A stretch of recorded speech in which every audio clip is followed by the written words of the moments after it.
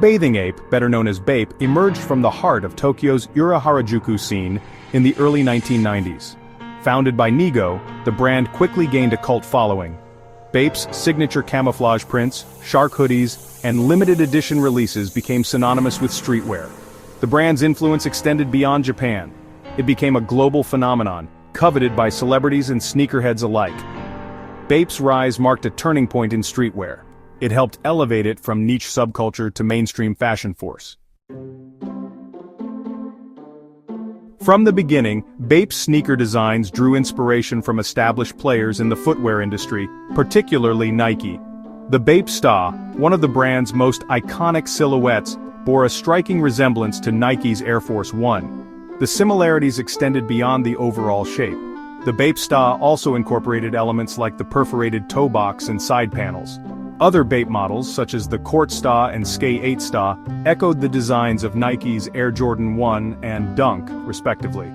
These design choices sparked debate within the sneaker community. Some saw it as blatant copying, while others viewed it as a form of homage or creative interpretation. For years, Nike remained relatively silent on the issue of Bape's designs. This changed in 2009 when Nike sent Bape a cease and desist letter. This legal notice demanded that Bape stop producing and selling shoes that infringed on Nike's trademarks. The cease and desist letter was a clear signal. Nike was no longer willing to tolerate what they perceived as infringement. The letter marked a turning point in the relationship between the two brands. It set the stage for a legal battle that would unfold in the years to come. In January 2023, Nike escalated the conflict by filing a trademark infringement lawsuit against Bape. The lawsuit, filed in a New York federal court, alleged that Bape had continued to produce and sell shoes that too closely resembled Nike's iconic designs. Nike claimed that this constituted trademark infringement and unfair competition. The lawsuit sent shockwaves through the sneaker world. It was a high-stakes legal battle between two of the biggest names in footwear. The lawsuit highlighted the growing importance of intellectual property in the sneaker industry, where design elements are fiercely guarded. Section 5, the settlement, a victory for Nike? So, the lawsuit between Nike and Bape, well, it didn't actually go to trial.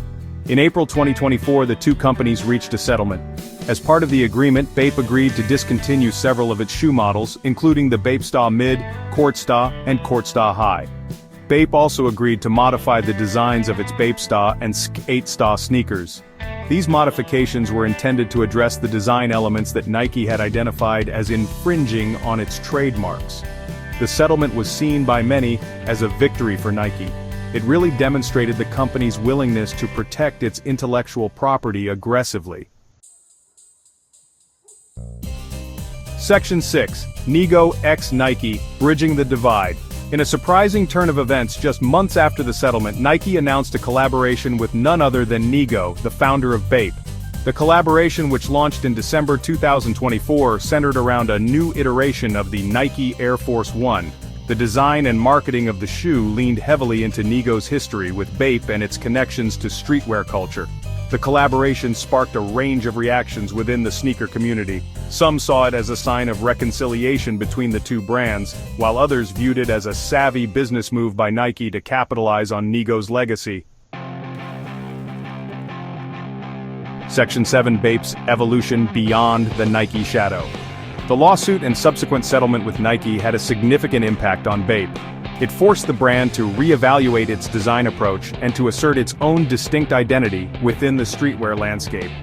In the wake of the lawsuit, Bape continued to release new sneaker designs.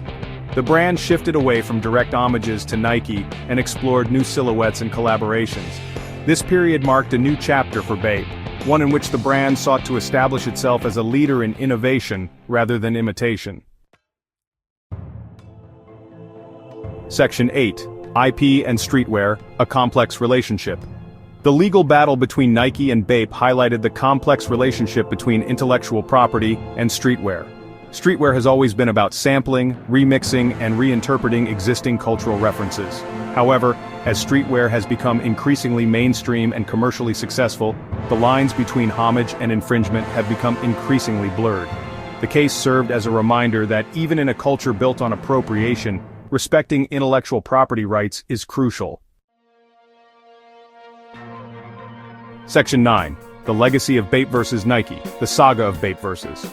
Nike left a lasting impact on the sneaker industry. It served as a cautionary tale for brands that might be tempted to borrow too heavily from their competitors. The case also highlighted the evolving nature of streetwear. It showed that as the culture matures, it must grapple with issues of originality, authenticity, and intellectual property. The legacy of Bape vs. Nike continues to shape the conversations around design, inspiration, and competition in the world of sneakers and streetwear. If you want more videos like this, make sure you let me know down below.